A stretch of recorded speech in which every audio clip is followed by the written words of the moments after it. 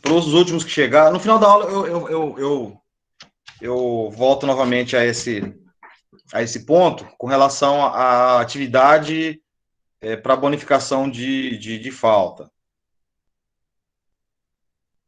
Vamos lá, aqui.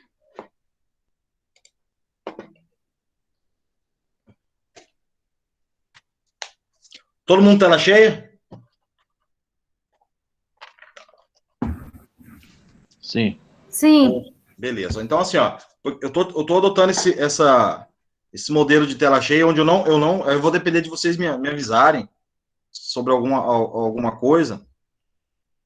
O sinal que eu tenho o sinal parece de quando a pessoa quer entrar na sala, mas qualquer outra informação que às vezes vocês escrevem, vocês puderem me avisar, porque eu não vou estar visualizando, porque muitas pessoas vão estar com o recurso do celular, e se eu faço aquela divisão de tela, ela acaba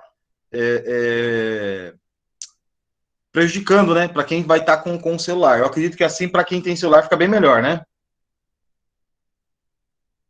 Sim, fica bom.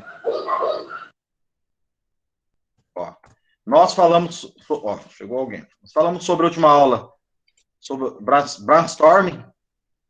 Emerson. Brainstorm, quem consegue falar corretamente aí já me auxilie. E na aula de hoje, nós vamos trabalhar quando se trata de técnicas de elaboração de cenário, sobre outras 3 técnicas. 2 mais simples, né? E uma nós vamos trabalhar ela com mais, com uma riqueza de detalhe, e eu vou demonstrar para vocês o quanto ela é importante, o quanto ela é aplicada no dia a dia. Deixa eu só confirmar a gravação aqui antes de... Beleza. Então, só recapitulando, né, na Brainstorm, nós tivemos aquele vídeo, né, daquela empresa, onde ela trazia um método que usava a essência da ideia, mas numa adaptação específica da instituição, mas com a mesma finalidade, né, de trabalho rápido, de informação em equipe, focado especificamente nos pontos em que eles precisavam obter resultado. Um ponto que eu me recordo daquele vídeo é que os resultados que eles mensuraram naquele momento, elas tinham uma validade de 30 a 60 dias. Então, a gente pode observar que o quanto é importante essa ferramenta, né, no sentido de trazer um resultado objetivo, que vai ser praticado por um mais um médio prazo dentro da instituição, né, e adotado ali naquele momento, utilizando o tempo de forma reduzida. Todavia, existem grupos e grupos, né? Nós não podemos tentar adaptar todos os tipos de instituições a um único modelo de cenário, onde você vai conseguir trabalhar nessa técnica de elaboração de cenário. Então, a teoria, elas nos remetem a vários modelos. O próximo que está na nossa fundamentação teórica, na nossa ementa, e principalmente na obra em que ela é abordada, é a cinética. Tem vários autores que escrevem cinética, sem o C, cinética. Então, assim, a essência é que eu acho que é o mais importante agora, mas na academia vocês vão encontrar as duas formas de escrita. E, basicamente, ela trata do seguinte processo, ó, a cinética. É um processo de trabalho em grupo para a geração de ideias criativas acerca de um determinado problema que utiliza principalmente analogias. E aí, onde ela é usada? É usada para identificar possíveis soluções de um dado problema e transferir conhecimentos e experiências de uma tecnologia conhecida para outra que se esteja pesquisando. E aí ele tem um jargão, uma fala, né, que ele diz assim, que é fazer o estranho familiar e fazer o familiar estranho. Tá? Então, o que nós poderíamos encaixar quando se fala dessa metodologia cinética, que ela se baseia especificamente aqui, onde eu já deixei até em negrito, baseado em analogias.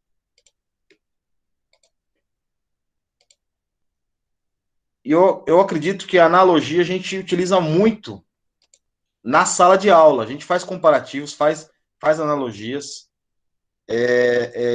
retrata, compara, que basicamente é uma comparação de uma realidade, né, com outra, né, fazendo essa aqui. Então, quando ele diz aqui, ó, fazer o estranho familiar é você observar o seu ambiente de trabalho e você está precisando identificar uma solução criativa, uma ideia criativa para o problema da sua empresa, e aí você compara com outra instituição. E nisso a gente pode tratar muitas vezes as competições e as guerras, né, entre as empresas. A gente sempre pega aquele exemplo macro, né? Coca-Cola e Pepsi, Burger King e McDonald's, mas a gente pode estar trazendo também para o mercado local. Eu acho que dentro não só de Maracaju, mas a gente olhar dentro do estado, existe, de certa forma, uma concorrência. E quando ocorre essa concorrência, que aí você precisa ter um diferencial, né, competitivo, e é onde você precisa buscar nos seus colaboradores essa ideia criativa, essa prática da analogia, ela é considerada uma ferramenta. Vamos lá, o que seria que a gente consegue mensurar dentro do Estado de que existe vamos dizer assim, uma concorrência entre duas empresas ali, em que se precisa, uma está observando a outra e fazendo outros comparativos para ser mais competitivo no mercado. Vocês podem. O que vocês... Sempre vem à mente o quê? Se eu pegar a Sertão, pensei na Sertão aqui, que a gente... Normalmente a gente observa comerciais, estratégias, né, utilizadas pela Sertão para a venda do seu produto. A Sertão tem um concorrente no mercado? No porte? No porte, não. Não. Não teria um concorrente direto. A Sertão, a Bigolinha, ela entrou em recuperação judicial, né? Então já não dá para contar mais. Supermercado. Comper. O que está crescendo no estado? Atacadão. O que mais? Vamos ver. E aí, E aí nós vamos para as micros. Sorveteria, tem a Chiquinho. A gente sempre pega esses exemplos assim ou vamos pegar lá franquias que acabam concorrendo uma com a outra.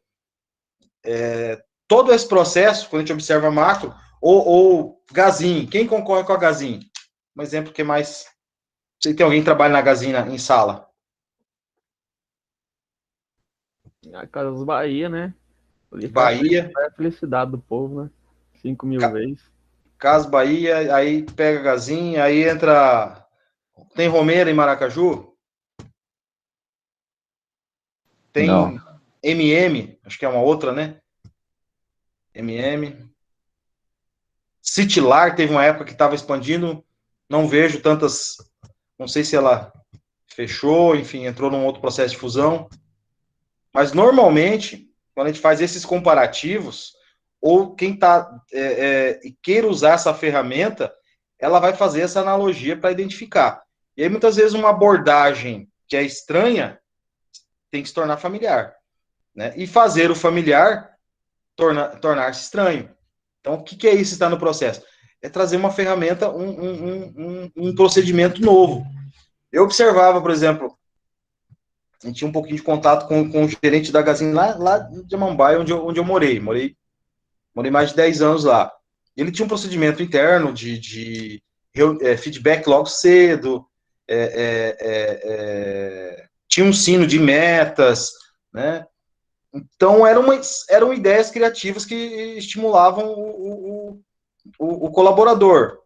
E aí, de repente, você vê uma queda no mercado, você vê que você precisa recuperar aquele espaço, o que está acontecendo, por que o cliente está deixando de comprar aqui, está indo para outra loja, e aí você precisa, vamos olhar o que está acontecendo, vamos fazer um estudo analógico, de analogia, de comparativo, né?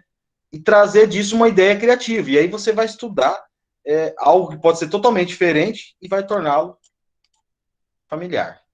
Tranquilo, questão de cinética, né? Eu acho que vamos... ele é bem objetivo, vamos dedicar mais tempo para os outros modelos.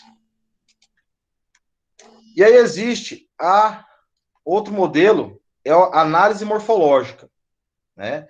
Que, segundo Godet, ele trata com o seguinte, ó, análise morfológica. O objetivo da análise morfológica é explorar de forma sistemática os futuros possíveis a partir do estudo de todas as combinações resultantes da decomposição de um sistema. Você fala, poxa, legal, estudo resultante, palavras muito bonitas, mas nos levam aonde? Aí vem aqui, ó, a análise morfológica consiste, pois, na decomposição da totalidade dos sistemas em vários elementos e na identificação de várias formas de valores que estes podem assumir, os quais são chamados atributos. Vamos lá. Você identificou esses pontos. Você, ó, vou ler mais pausadamente esse termo aqui, ó. Análise morfológica consiste, pois, na decomposição da totalidade do sistema em vários elementos e na identificação de várias formas e valores que esses podem assumir, os quais são chamados de atributos. E aí, vamos lá. Então, vamos só visualizar aqui que nessa decomposição é como se você pegasse, vamos lá, pegar a sua casa. E aí você precisa vender, fazer uma reforma, modificar, e aí você não sabe por onde começar, porque ela pode, digamos que você não tem uma consciência ali de todo onde é que está exatamente o problema na casa que possa interferir na venda dela. E aí você vai pegar a sua casa num todo e vai o quê? Decompô-la. O que seria essa decomposição? Deixa eu só o André aqui. Você não seria mais tranquilo, em vez de você entrar na casa e não ter um método por onde começar, você falar assim, ó, vou começar pela cozinha, aí vou para a sala, vou para os quartos, e aí, quando você começa a fazer essa decomposição da totalidade do sistema, e aí seria que em vários elementos, e aí você começa a identificar as várias formas e valores. Aí você chegou na sala, o que você pode dizer, identificar na sala? Você chegou na sala e viu que a casa tem uma sala, precisa ter, sei lá, uma adaptação de muito mais da parte elétrica, com muito mais tomadas, enfim, porque vai muito mais eletrônicos, e naquele momento você só tem só uma tomada que vai fornecer toda a energia que vai sobrecarregar aquele espaço. Então você identificou um ponto. E aí, quando você identifica um ponto, aí vem aqui, ó, totalidade do sistema em vários elementos e na identificação de várias formas e valores que eles podem assumir, os quais são chamados atributos. E aí, o atributo seria o quê? Você definiu, ó, sala, parte elétrica, preciso arrumar. Aí eu vou, identifiquei apenas a parte elétrica, sei lá, gesso, piso, enfim. E aí você você torna isso um atributo. E aí você vai para a próxima etapa. E aí vem aqui, ó, posteriormente, todas as soluções alternativas são sintetizadas, combinando os atributos de diferentes maneiras, ou seja, cada comportamento possível desse sistema será caracterizado pela escolha de um atributo referente a cada um dos elementos que compõem o sistema. Então, vamos trazer esse sistema como se fosse a casa. Você encontrou todas as soluções, todas as alternativas possíveis, e aí você sintetizou. Você foi lá e marcou. Sala, tomada, vou trocar dois pisos, vou trocar a pintura para iluminação, vou pôr uma pintura mais clara para a iluminação ficar com a aparência de ser uma iluminação mais forte, sintetizou. E aí você vai aqui, ó, combinar os atributos de diferentes maneiras. O que seria? Aí nós vamos trazer para as instituições. Da mesma forma que você precisa resolver um problema. Você pega um exemplo bacana, quando a Ângela fala do mercado, né? Que a gente sabe que no mercado tem vários departamentos. E aí você precisa fazer essa análise morfológica para identificar os problemas específico de um departamento. Você não pode querer identificar o problema olhando o departamento como um todo. E aí você vai pegar e decompor. O mesmo, acredito que a gente consiga. E aí, até para fazer essa análise, eu posso estar usando até um pouco de analogia para a instituição, que seria o quê? Comparar com outros mercados, enfim. Aí eu estaria usando a cinética. Mas eu estou com o meu problema interno e eu vou decompor. Decompor totalmente, ver esses. Vamos lá, para o setor de finanças. O que precisa resolver? É a data do pagamento dos boletos, enfim, das faturas. Ela não tem um dia específico, todo dia alguém tem que ir no banco, não dá para definir uma vez por semana. Ou não, a parte de almoxarifado, né? Que a transportadora também não tem um horário para chegar, chega no dia que quer, a hora que quer. E aí, muitas vezes, está no horário de almoço, e a pessoa que é o responsável de receber o produto não está lá, e aí já gera todo um caos. Mas para você chegar a definir essa situação, você começa com essa análise, nessa análise morfológica, com essa decomposição do sistema todo, e aí você vai reduzindo ele em vários elementos. E aí, aqui, ó, todas as soluções normativas são sintetizadas, né? Combinando os atributos de diferentes maneiras, ou seja, cada comportamento possível desse sistema será caracterizado pela escolha de um atributo referente a cada um dos elementos que compõem o sistema. Tá? Então, identificou, no caso aqui ele usa os termos, né, na teoria lá, dos comportamentos, mas você pode adequar para soluções, para adaptações, para tanto estrutural quanto se trata de colaborador. E aí você vai fazer é como se você começasse o processo e você vai esmiuçando todo até você chegar como se fosse uma triagem para você chegar no ponto que é o ponto crucial que você precisa resolver na instituição. Então, ó, haverá, sim, tantos comportamentos possíveis quanto as folhas combinações de atributos. Podem ser utilizados questionários e entrevistas. Então, o que seria interessante questionários e entrevistas? Tem, né, aqui o mercado em Vema que, até em dado momento, lógico, antes de pandemia, você estava comprando e aí ela tinha uma pessoa ali dentro que ela te abordava de forma bem discreta. E muitas vezes tentava te abordar quando você estava sozinho num setor do mercado, perguntava, você foi bem atendido? Você tem alguma coisa a dizer, positiva ou negativa? E aí eu comecei a observar que aquela abordagem ela era positiva. Ela normalmente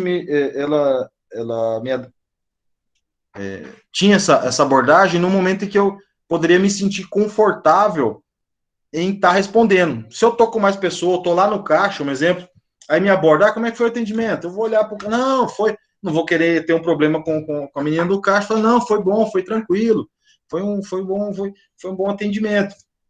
Onde é que eu quero chegar nisso? Isso aí é um processo que ela está fazendo dessa análise morfológica. E aí, desse resultado, ela vai começar a triar e identificar onde é que vai estar os pontos que precisam passar por adequações ou estar sendo mantidos na instituição. Tá? Tranquilo, pessoal, até aqui? Cinética e morfológica?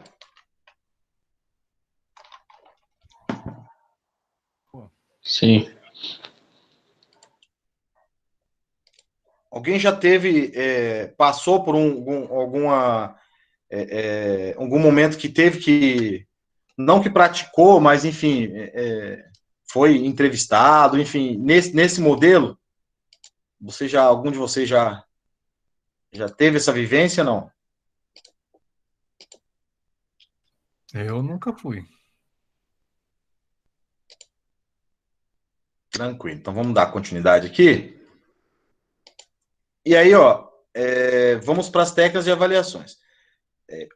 Qual que é o interessante? muitas vezes nós começamos a observar, mas a cinética parece uma coisa mais simples, a gente precisa resolver um problema estratégico da empresa, e uma analogia parece uma coisa tão sem uma observação técnica, né? Sem uma segurança de ação, né? Mas ela é uma ferramenta que tem essa finalidade justamente de triagem da informação, para que aí sim você possa estar adequando para outros modelos. Assim como a morfológica, você fala, pô, mas parece simples, você vai lá, pega num todo e vai triando o problema, beleza, aí você achou. Mas a estratégia por cenários, você precisa não só achar, mas você, beleza, eu achei o problema, e como é que eu vou resolver esse problema? Né? Não basta eu apenas identificar, né? Digamos que a menina do mercado que me abordava, eu trago uma situação para ela que ela não consiga resolver. Que vantagem teve você aplicar todo esse processo e na hora de demonstrar esse resultado? E aí a gente começa essa evolução das técnicas. Né? E aí quando se fala de técnica de avaliação, e aí nós vimos aqui, tem questionários e entrevistas, a técnica de avaliação, ela vem numa evolução nesse processo. Vou ver um pouquinho a teoria com vocês aqui, ó. São técnicas que visam estimar as variações de comportamento de determinados parâmetros e como essas variações repercutem num dado sistema. Aí vem aqui, ó. Destaque-se o método Delphi por sua facilidade de utilização e aplicabilidade. Você fala facilidade, poxa, bacana. Vai ser... e aí, quando a gente começa a aprofundar nesse método, eu estava pensando em outra situação aqui, que envolve o seguinte, eu tô na conclusão do meu projeto de tese do doutorado. E nas reuniões com a minha orientadora, foi até interessante que ela falou assim, no seu objeto de estudo, no seu objeto de pesquisa, nós vamos, na metodologia, né, nós vamos estar utilizando o método Delphi. Eu falei, pronto, método Delphi, eu vou tirar de letra para aplicar, doutorado em educação na UFGD, falei assim, pô, vai ser tranquilo, né, a gente tem esse conhecimento dentro da administração, e quando eu fui me aprofundar no método Delphi, ele é utilizado em todas as áreas. Aí eu comecei a entender realmente que ela é utilizada na administração como ferramenta estratégica, para o planejamento estratégico. Ela tem uma validade dos seus resultados muito mais abrangente, e aí quando eu disse para vocês dessa evolução, do que os resultados que nós podemos encontrar no método da cinética, tanto no método da análise morfológica. O método Delphi, realmente, ele vai conseguir trazer uma informação com uma credibilidade, e essa credibilidade é justamente pelo formato de como esse modelo é aplicado. Tá? O autor fala que existe sua facilidade, utilização e aplicabilidade, vocês vão entender isso porque parece que contradiz um pouco desse momento que eu digo que ele tem essa capacidade de aprofundamento de conhecimento diferente das demais. E aí eu trago um pouquinho aqui do histórico dela, nós vimos nas aulas anteriores, ela foi utilizada a primeira vez em 1948, né, tinha a finalidade de estimar os efeitos prováveis de um maciço atômico, tal, aí pegou um exemplo, se eu não me engano, da Grécia, né, do oráculo de Delfos, aí foi sistematizado em 1964 pelo sueco Olaf Helms, e aí, praticamente, o método consiste em interrogar individualmente, por meio de sucessivos questionários, um determinado grupo de peritos. E aí aqui começa o negócio. Peritos. O que seria peritos? Hoje, na universidade, se eu tivesse ou a universidade em si, se ela tivesse que entrevistar alguém para identificar pontos positivos e negativos, demandas, enfim, da instituição, vocês na posição do professor Laércio, reitor, vocês enviariam para quem? Para os alunos ou para os funcionários, para os servidores? Isso fala servidores num todo, tanto docentes quanto técnicos administrativos.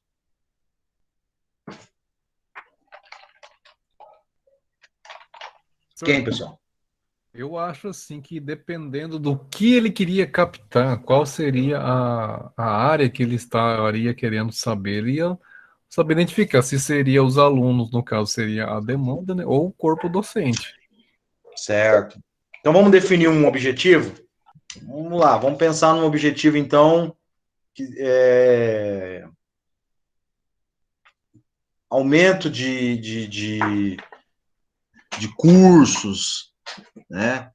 A gente sabe que dentro das ciências sociais, a gente pode agregar tanto assim como é contemporâneo, tem agregar, sei lá, economia, contábeis, psicologia, né? Junto e formando aquela escola, né, de ciências humanas com várias fontes de pensamento juntas. Quem seria a pessoa indicada para aplicar, né, esse questionário?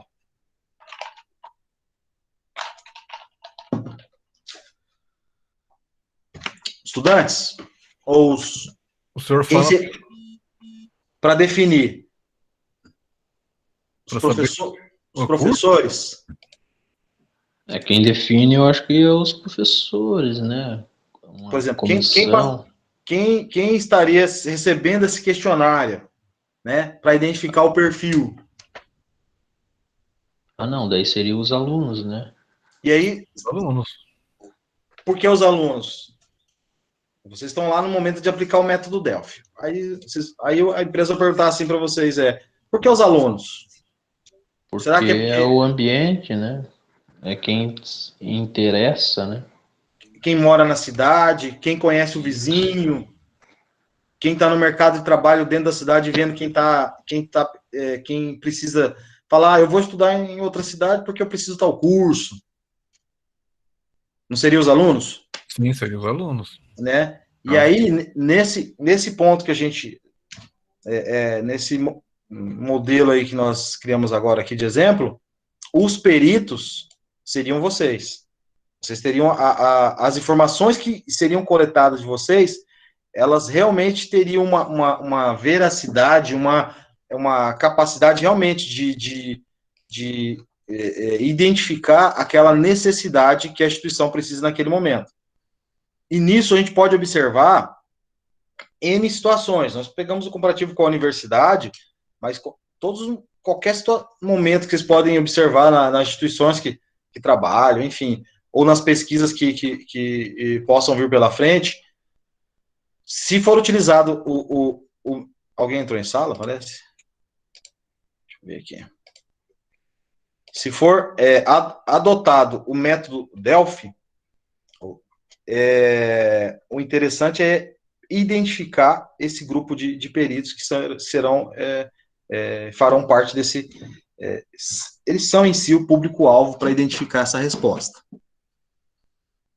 Definido o público-alvo, vamos lá.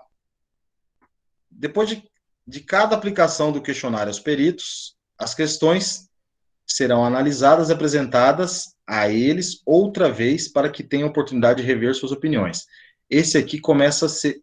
Aí nós começamos a entrar no diferencial do método Delphi. É essa reaplicação do questionário, né? Então, as questões serão analisadas e apresentadas a eles outra vez para que tenham a oportunidade de rever suas opiniões. Então, juntou aí um grupo específico da sala e definiu que deveria, sei lá, tal curso vir para a unidade. E aí, foi naquele momento, né? Naquele momento, pensou numa resposta ali que foi um grupo, né?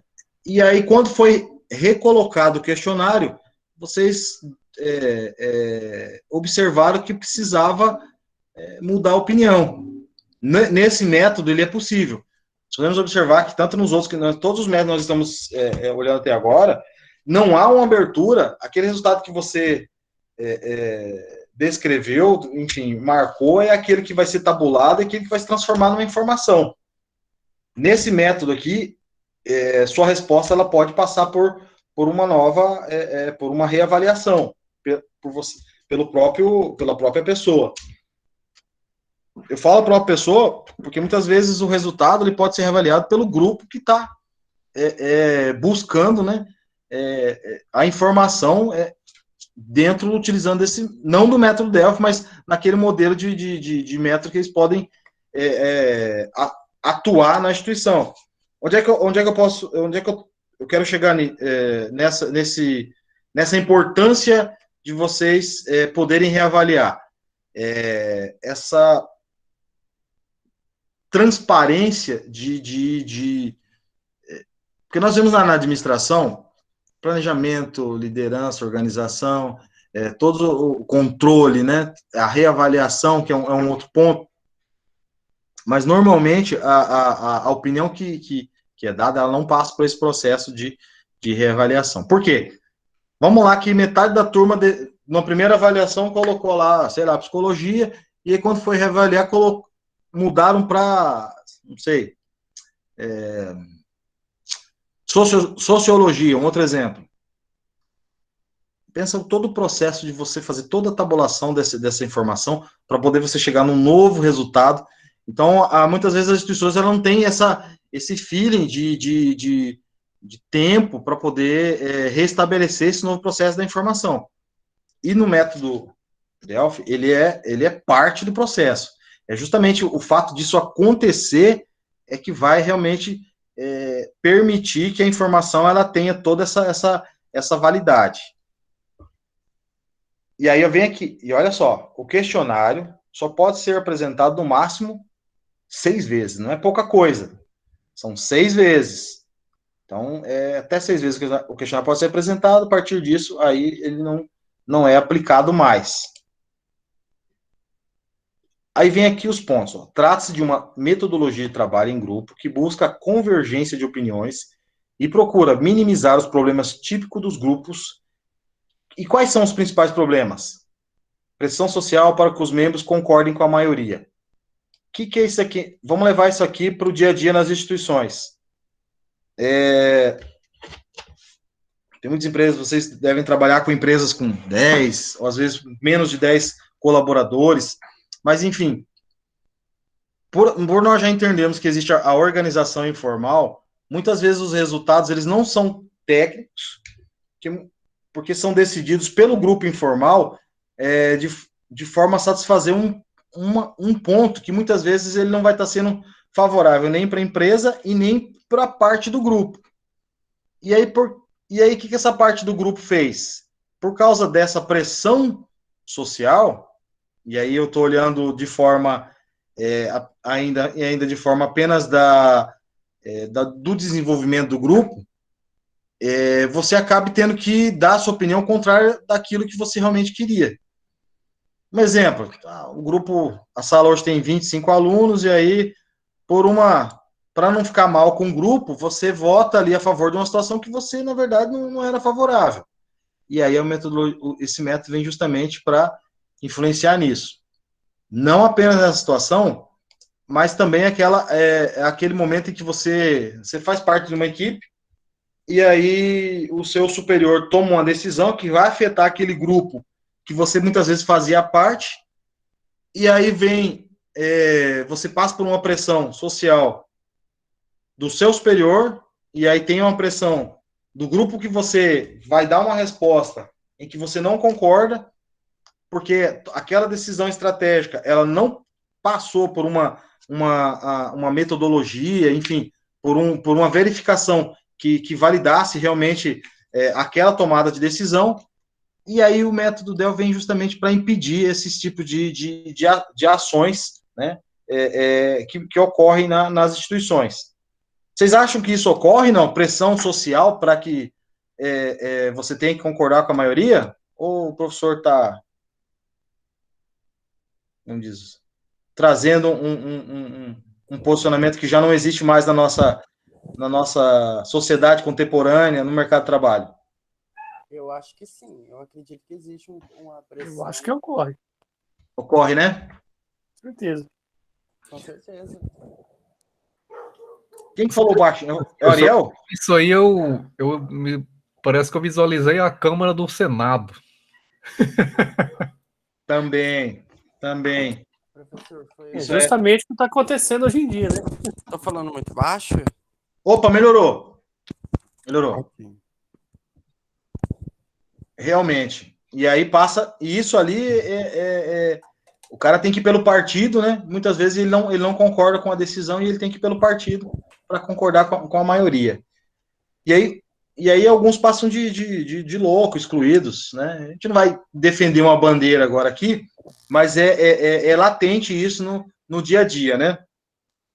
Professor, Uhum. tempos atrás eu havia lido, e eu tenho esse péssimo hábito de não guardar a fonte.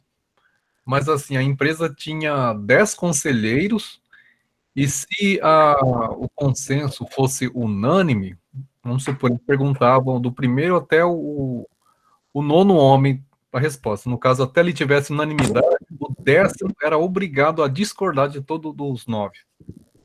Era uma forma dele, sim. O 10º homem tinha que discordar, por mais as vezes que ele concordasse também, mas ele era obrigado a dar uma resposta contraditória ao consenso comum ali entre eles. Porque eles visam assim, tipo, sempre tem que ter um lado negativo, uma outra perspectiva, para dar um contraponto ali, uma nova visão, sabe? Eu achei muito bacana isso aí. Porque às vezes você fica assim, a gente tem unanimidade aqui de ideias, né, mas não tem um contraponto, e sempre tem uma pessoa que e consegue enxergar o lado negativo, e isso ressalta para um desempenho muito melhor das ideias, né?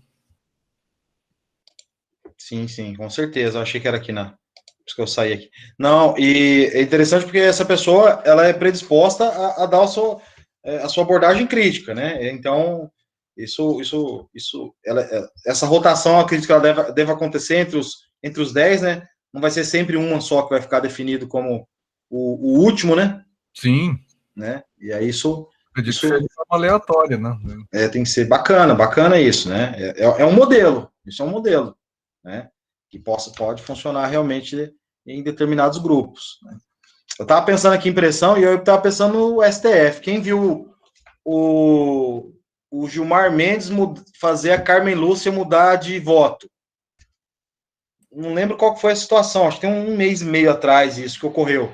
Quem acompanhou isso daí? Alguém? Foi do Moro, a imparcialidade do Moro. Ela votava a favor, depois ele argumentou e convenceu ela a trocar de lado. E aí foi uma pressão que aí ele ficou, acho que quase mais de uma hora, uma retórica, né, para fazer ela, que aí considerou ela como uma pessoa que estava contra o sistema, vamos dizer assim, né?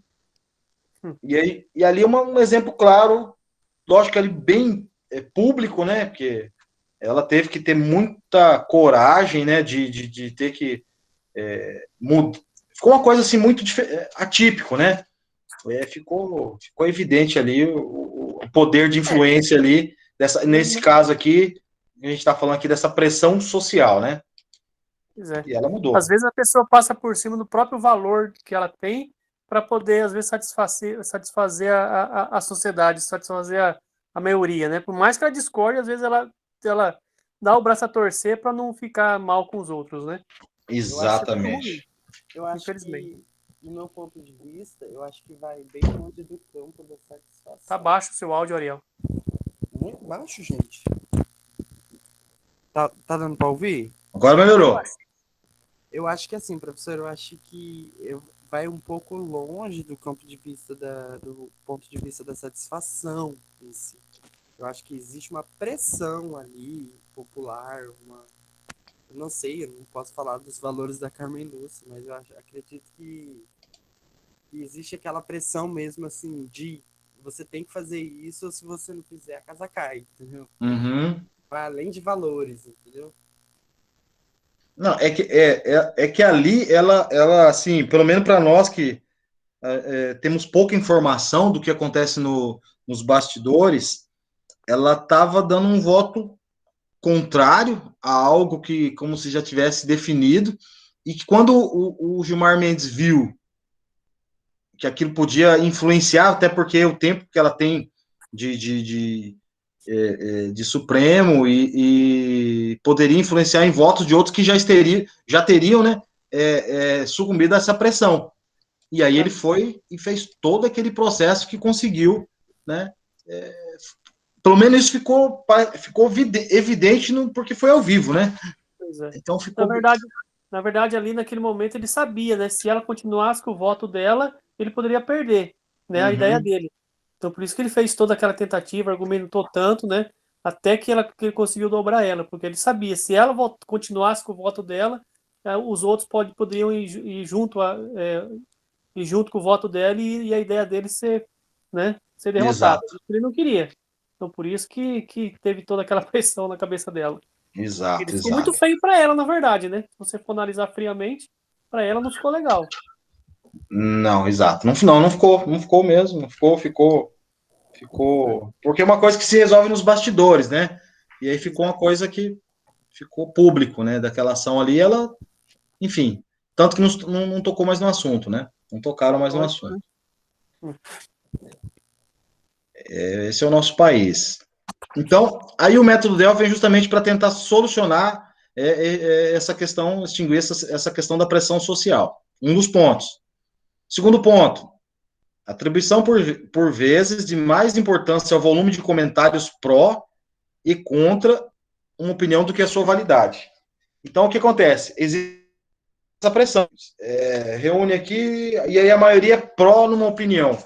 E aí, como o Rubens disse ali, se não tem aquele método ali do décimo, se vai apontar os pontos negativos, definido como estratégia, o risco é de todo mundo ir para pró, mas na verdade a solução está no contra. E ao mesmo tempo ao contrário, está todo mundo contra, mas na verdade a solução está no pró. E aí o método vem justamente para impedir essa validação dessa opinião mensurada por a gente sempre usa o termo do efeito manada, e o efeito manada realmente ele ocorre. Você tem vídeos assim interessantes assim na internet que pegam até exemplos assim de brincadeira, o cara tá dançando sozinho, de repente ele consegue, o pessoal não tem que saber o que tá acontecendo, mas vai ali e começa a dançar com ele, e aí prova de que existe essa influência, né, de resultado que vai, no caso, para as instituições, a aplicação do método ele vai justamente tornar científico as respostas, impedindo que as respostas ocorram de forma do senso comum, vamos tratar assim, né?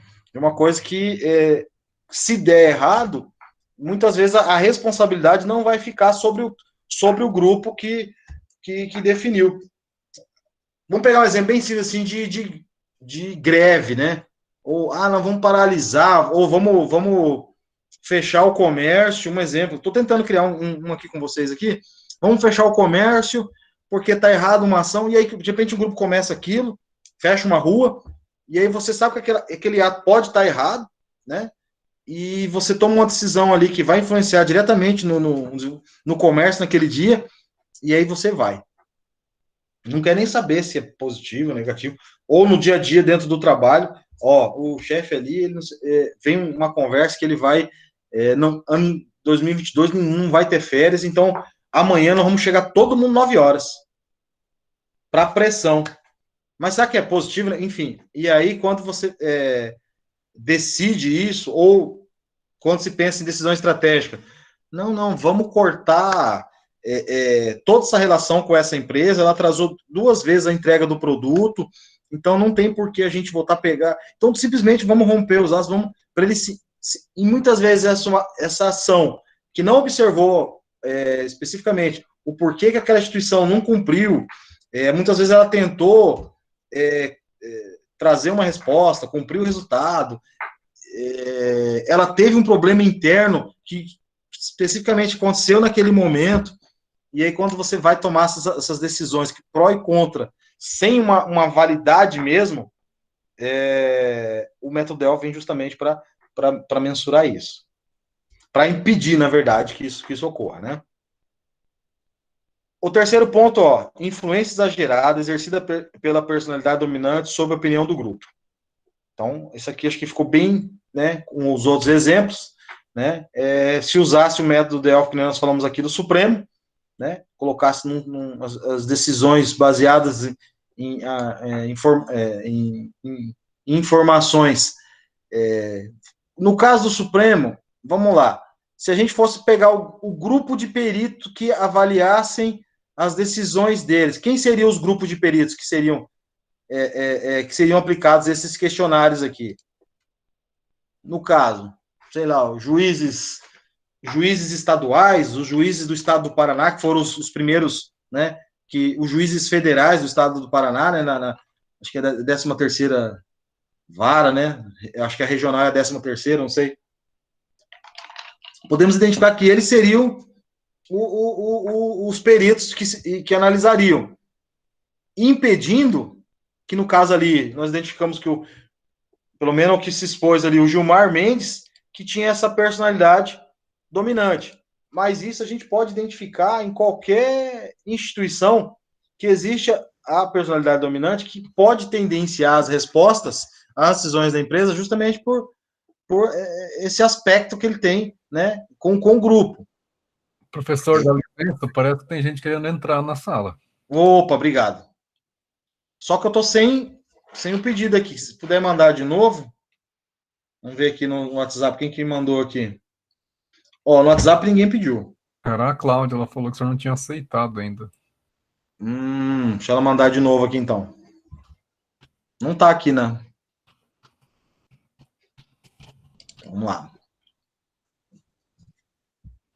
Vou ficar aqui com... Tá. Outro ponto, ó, influência de interesses, mais uns 5 minutinhos, aí a gente já vai... Eu não vou conseguir concluir com vocês, porque realmente ele tem, ó, muito conteúdo, ele vai absorver 2 aulas. Vamos voltar aqui. Quarto ponto, influência de interesses particulares de um indivíduo ou de parte de grupo na decisão. Então, a gente consegue identificar que isso ocorre, né? Essa manipulação, principalmente que muitas vezes esse indivíduo aqui, ele vai estar numa posição de liderança, ele não tem essa posição dominante. Porque essa personalidade dominante, ele muitas vezes ele não está no alto escalão, mas ele tem essa influência no grupo, né? E normalmente essas influências de interesses particulares, ela pode ocorrer, né, em todas as etapas, mas ela vai até pela possibilidade de acesso aos outros setores que ele vai ter dentro da instituição, ele vai poder influenciar muito mais para tendenciar as decisões para si, né? Não só para si, mas também pode acontecer com parte do grupo, né? Também para a decisão. Então, justamente é para minar toda essa... E aí a gente vai remeter novamente a essa questão do jeitinho brasileiro, tal, sempre vai poder, eu sempre tenho o meu padrinho, vamos ajudar, e muitas vezes as respostas voltadas para isso acabam influenciando negativamente. Nós vivemos num modelo em que o nosso recurso, a nossa renda, ela é destinada, no mínimo ali 14%, mas é muito mais, para alguém que foi definido lá num tempo, mais de um século atrás, que teria esse controle que a gente chama do Estado, né? Que estaria nesse ser invisível Estado, e que pegaria esse recurso e teria o poder de definir o que a gente precisa no dia a dia, mas de uma fonte de renda exclusiva de cada um, porque o Estado em si, ele não tem fonte de renda, né? A máquina funciona com um pouquinho de cada um que é da sua força de trabalho, que retorna para ele. E aí, onde eu quero chegar nessa questão do Estado? Se o Estado em si, e aí uma abordagem crítica, né? Pensando todo esse modelo burocrático que ele funciona, na hora de tomar as decisões, utilizassem, de certa forma, e aí eu estou defendendo, e aí vocês vão entender no decorrer da próxima aula, o quanto é interessante esse método, utilizasse Delphi ou qualquer outro, transformariam as suas decisões muito mais coerentes, né?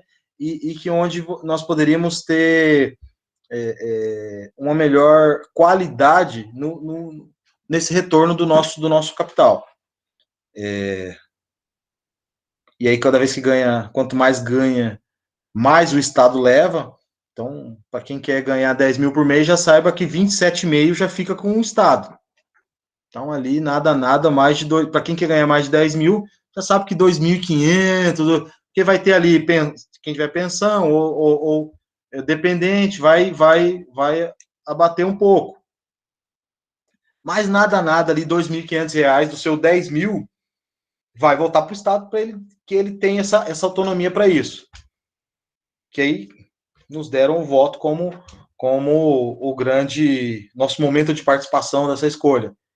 E aí, quando ocorre essa influência de interesse de particulares, influência de interesse particular de um indivíduo na decisão, você bagunça todo esse resultado. Último ponto para a gente encerrar aqui, a parte de planejamento estratégico, polarização do grupo ou de parte dele para uma cultura, classe ou tecnologia. O que seria polarização? Vocês estão lá na UEMS, eu vou pegar a instituição como exemplo. Vocês estão lá na UEMS em Dourados, que tem vários núcleos lá, né? O núcleo da educação, o núcleo das ciências sociais, o núcleo do grupo de exatas, né? Vamos pegar o núcleo da ciências, na parte da agronomia ali, ciências da terra, se eu não me engano, e aí vai definir a distribuição de um renovo da estrutura, e aí ocorre uma polarização do grupo. E aí define, não, vamos primeiro para tal grupo, não, é tal grupo que vai receber primeiro, e aí quando vocês pegam o exemplo da política, fica mais fácil visualizar isso, né? Essa polarização, não, vamos passar para os nossos aliados, e aí quem é oposição vai ficar sem, e aí o que acontece? Se você quer ter um resultado sério mesmo, você quer realmente atribuir a sua decisão dentro de uma estratégia que realmente vai trazer um resultado solucionando um problema específico, em que precisou identificar a partir de um método. Alguém chegou no... Tá. O método Delphi vai influenciar diretamente, vai, na verdade, contribuir para que isso ocorra. Beleza, pessoal? Próxima aula, eu vou continuar com vocês os pilares aqui, né? Os pontos do método. Deixa eu fazer a chamada rapidamente com vocês aqui. Ó, o sistema não está querendo abrir.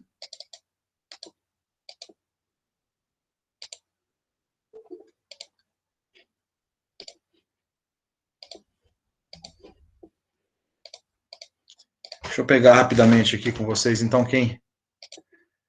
Vou tirar a apresentação, fazer um print da tela, todo mundo aí, e aí eu vou... Depois eu anexo a presença. Tranquilo, pessoal? Tranquilo. Ok. Beleza, Tranquilo, professor. Tranquilo. Ó, print da tela. Conforme nosso combinado, 5 minutinhos a gente volta para OSM. E depois eu queria ver com vocês a questão das faltas. Eu acho que foi... Ana, você conversou comigo sobre isso, não foi, Ana? Foi sim, professor. 10. Conversei com o professor Alex. Eu não participei da primeira reunião do conselho. E aí, para quem quiser, eu vou estar aplicando as atividades especificamente para abonar as faltas. Beleza? É que eu não consegui entrar agora aqui para ver os nomes para a gente organizar, mas aí a gente pode estar praticando na próxima. Professor, eu tenho interesse, tá? Beleza, Ariel. Beleza. Então já vou...